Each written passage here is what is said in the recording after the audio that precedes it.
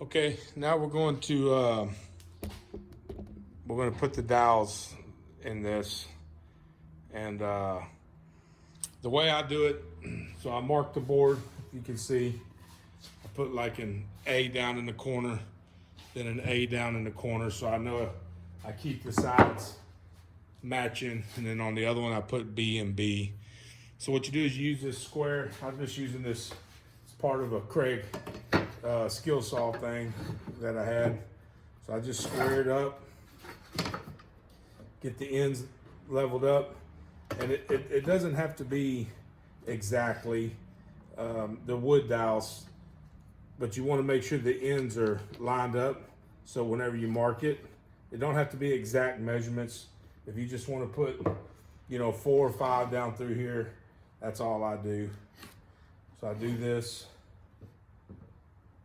make sure they're squared up best as possible.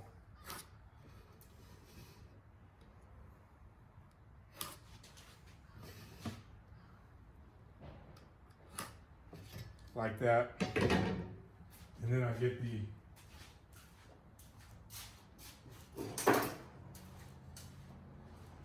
get the speed square, and I'll roll it up, and then I'll put me a line on the top all the way down.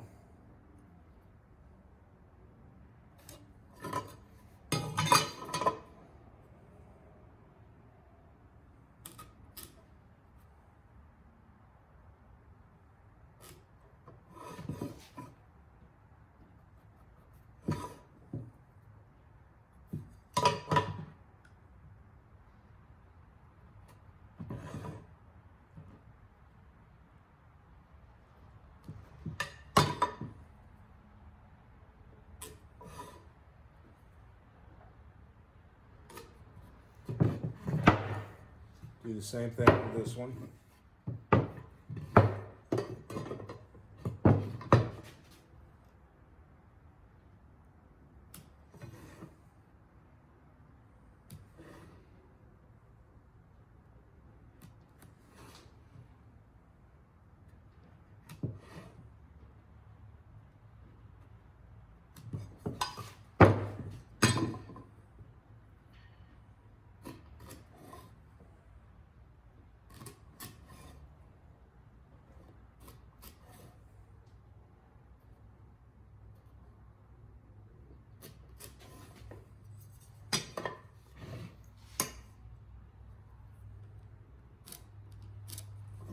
Okay, so there's that. This is a doweling jig that I ordered off of Amazon. It's a task, and what it does, it self-centers, and then it has different size holes that you can use. This is the 3/8, that's the one I use, and it has little marks right in there. So you line that mark up for the 3/8 right on your mark there, like so.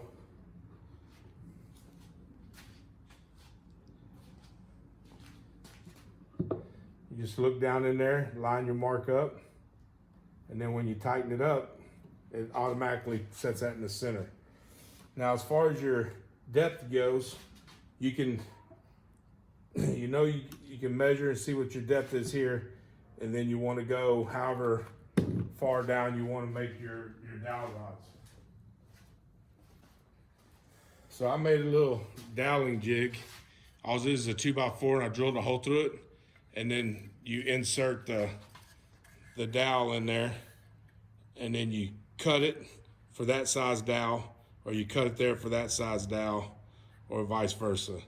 So I'm probably going to use this setting right here. So whenever you set your bit, you want this depth plus half of this depth. Well, let's go with this one. So let's go half of this depth. So we'll measure this plus that, and then we'll just do half, because you got half of the dowel in here and half the dowel in the other piece.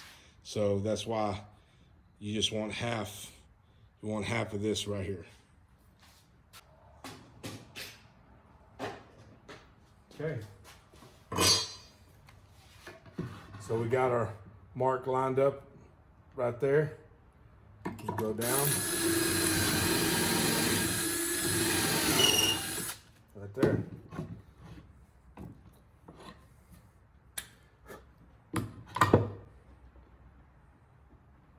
Line up the mark. I don't know if you can see that or not, but you see the mark down inside there. So you want to line it up on the mark, tighten it up, and then drill your hole.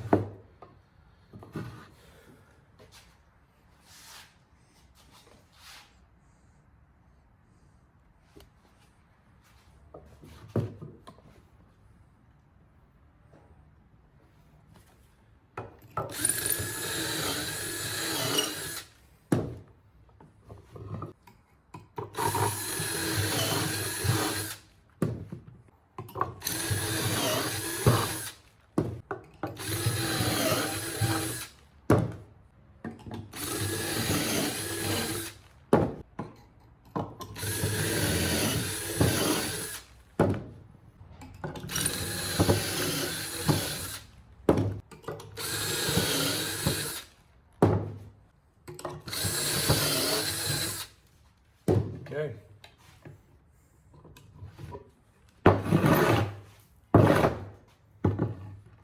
There's those.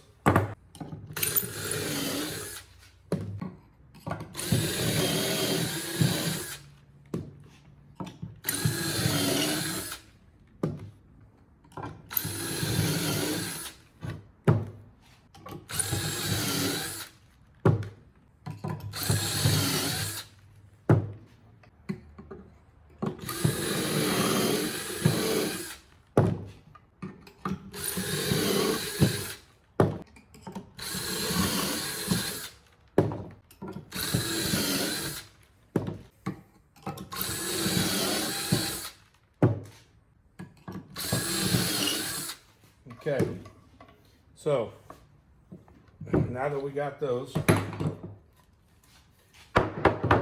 want to make sure you either blow out or make sure you knock out all the sawdust in your holes before you glue it up. But what I like to do, because I found putting these together, sometimes it's kind of hard to get them to line up. So what I do is take a little, I think these are called a countersink bit, and I just hit them and put a little bevel all the way around, so that way when you go to line up, they slide into place easier. And it don't have to be much, just enough to, just so it'll slide in.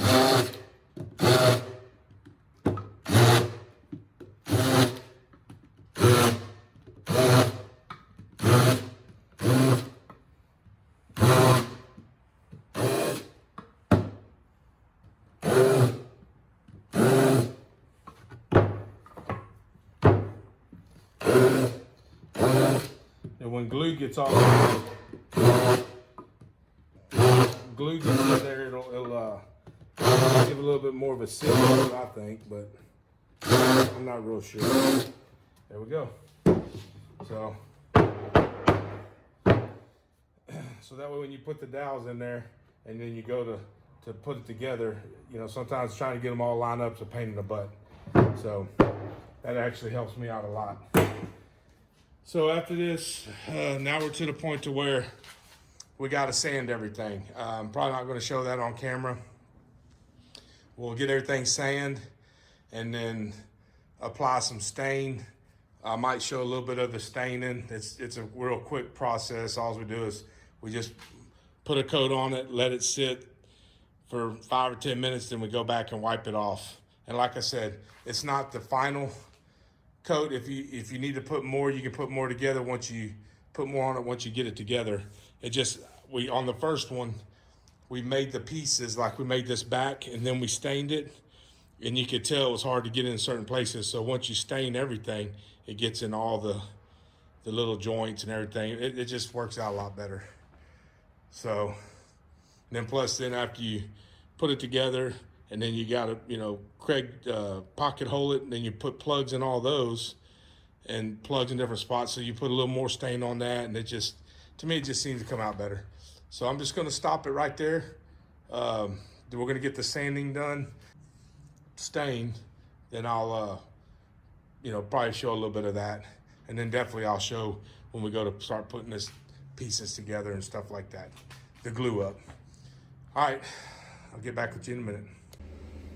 Okay, so we're going to get to the sanding. I got my little helper out here with me today. This is a husband-wife project, and she's finally out here helping me. So we'll video a little bit of the sanding. So what we'll do is I'll put the 80 grit on mine. She'll put the 120 on hers, and then do the 220 afterwards. That way I'll sand one at 80, then I'll hand it to her. She does the 120, and then it kind of seems to go faster like that.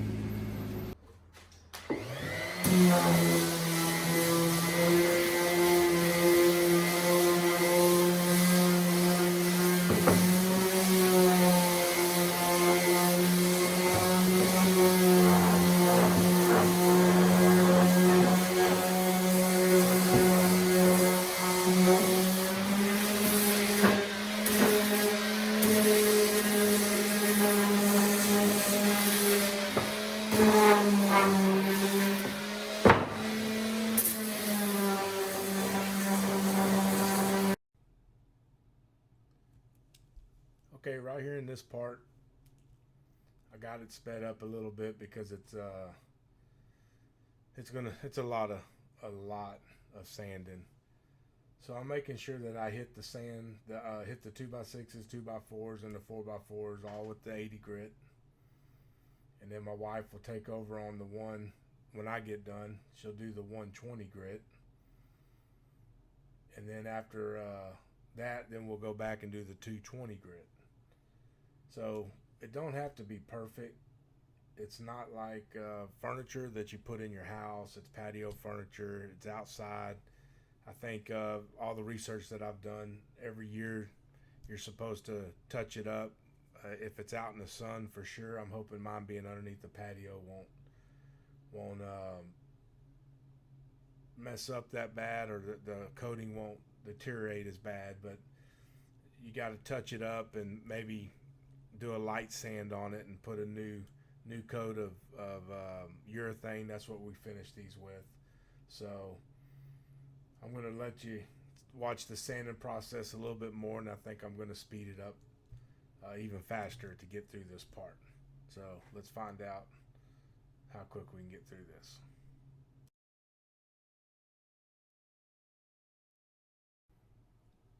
Okay, so I sped it up a little bit faster. I think we're going at about 600% on the speed.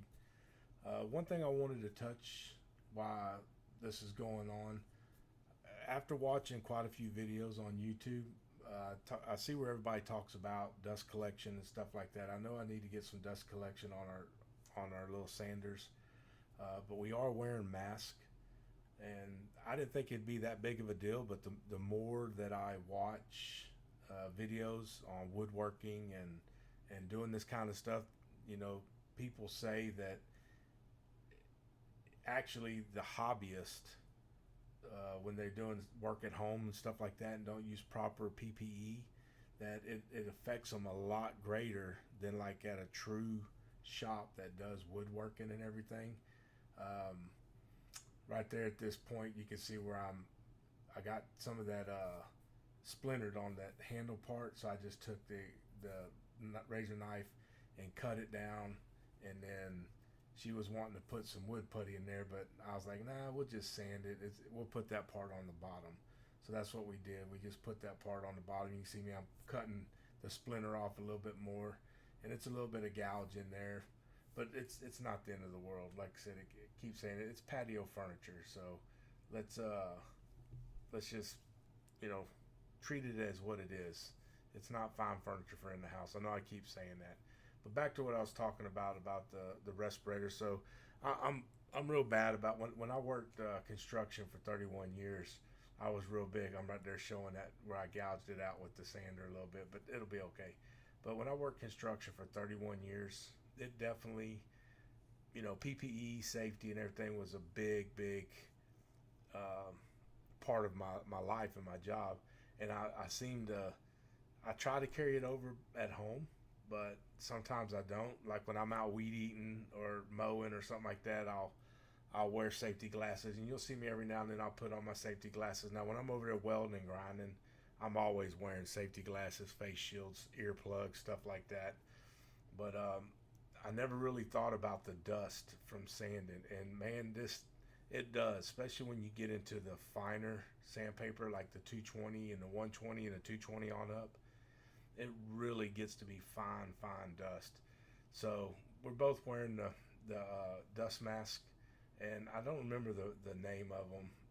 I'll look them up and try to put a link in the description. I need to make a list of everything that we use, and I'll link it in the description of the videos, and it's all going to be Amazon affiliate stuff. I am signed up for that. I haven't made a penny from it yet, but I notice a lot of YouTubers do it, so that's what I'm going to do too. If I end up getting a few bucks from it, great. If I don't, it's not the end of the world either. So, but anyways, you can see right there we use the shop vac to empty out our bags and suck the dust around it. Instead of trying to beat that dust out, I just hook it up to the shop vac and let it suck the dust right out of the bag. So that kind of works a lot. Them 4x4s were really wet. They weren't I mean, they're heavy. They're still full of moisture and everything from the sawmill. I think sometimes when you buy this wood from these big box stores, I think they're still growing, actually, because I mean they're so green, just super super wet. So far we haven't had an issue with any of that. We haven't had an issue with it drying out and splitting real bad. Now I do have some legs that I did that were already split, but I went ahead and used them anyways. So I'll quit rambling on here and let you watch a little bit more of this. I'm about to probably just cut it off. We're almost done right here, and then we're going to get to the staining part. So I'll get back with you in a little bit.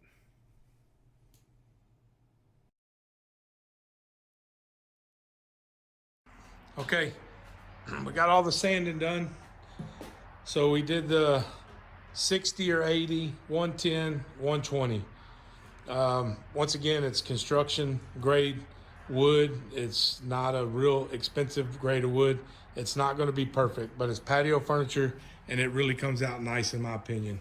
So now what we're going to do is we're going to stain it. What we do is we lay down some cardboard or some paper, and we'll stain the tops, and then we'll flip it over, stain the other side. We usually do like one side, or we might do all of them. But the whole thing is you don't want to let the stain dry on the wood. You want to wipe it down and wipe it off before it dries. And then we'll take it and we'll set it over to the side around, and don't let none of them lay on top of each other. We just set them around. Make sure and that's another thing. Make sure you stir your stain up real good. We did that on one chair and we didn't stir it good enough, and we got down to the bottom and it was like super, super dark. We're using an espresso as the color stain, but it was like ebony. It was like black because all the dye was at the bottom. So we definitely learned on that. Like I said, we're not pros at this. This is just a husband-wife project, and we're learning as we go. So definitely make sure you stir it up good. And like I said, the longer you let it sit on there and dry, the darker it's going to be. So that's up to you on how dark you want it. And you can always apply another coat and let it sit longer and dry more. But I mean, the stained wood looks pretty, in my opinion. So it really changes it. So let's get to the staining part. Oh, and we're also using foam brushes for the stain. We tried the bristle brushes and all that, and it's easier just to use the foam brushes and throw them away when you're done with them. It's easier. Ready? Yes. Are we out of foam brushes? No, they're back there. In that pan over to the left, the right. Oh. So are we gonna do one and flip it over, or we're just gonna do one side, or how you gonna do it? I thought we did the one side first and then each side on it, and then we wiped.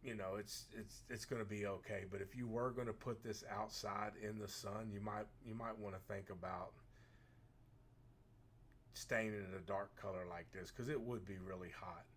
But see, look how pretty that looks. I mean, it comes out so good, and that's just cheap construction grade yellow pine, you know, wood. So it's really, I'm floored on how nice it looks to me, as being, you know, stained, and for our patio furniture. It's really turned out really nice, I think.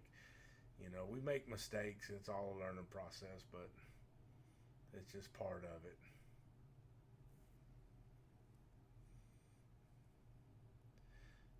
Those we bought that bag of rags. I think we bought those either from one of the big box stores or Sherman Williams. And it's just white cotton rags. It just lay them down. I mean, wipe it down, and then, you know, they're cheap. I think the whole thing was like $15 for the big old bag, and we've done. This is, like I said, the fourth chair, so we've had them. It's lasted for all these chairs so far. Now, we did read somewhere, I think it said it on the actual label of the stain.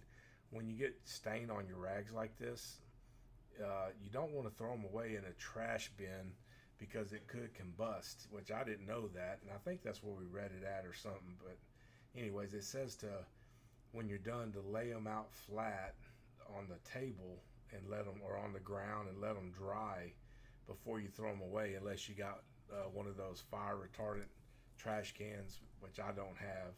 But just to be on the safe side, it's best just to leave it laying out, you know, stretched out flat, and just let it dry on its own, and not even take a chance. I mean, why would you want to take a chance on causing a fire in your house, or in your garage, or in your shop?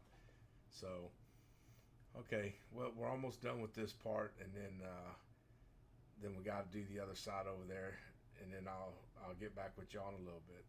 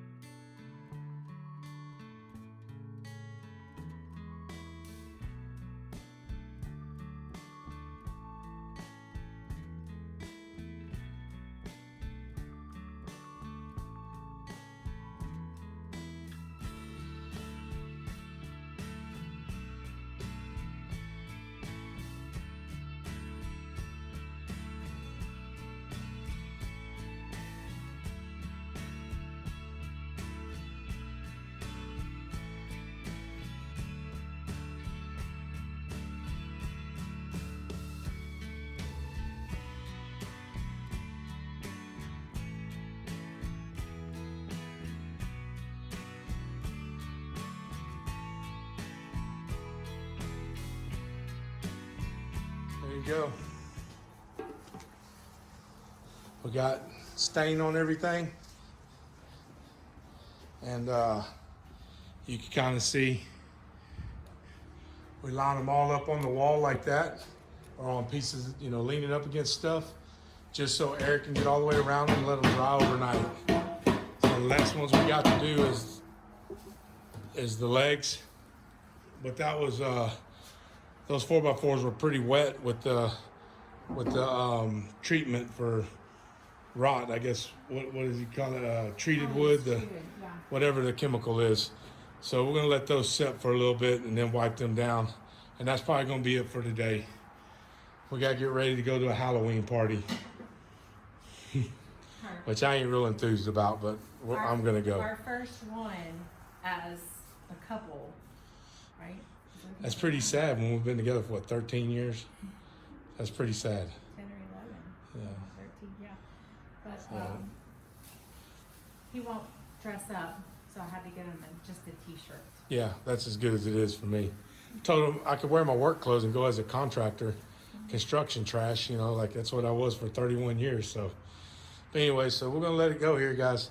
I'll get with y'all tomorrow when we get some more done.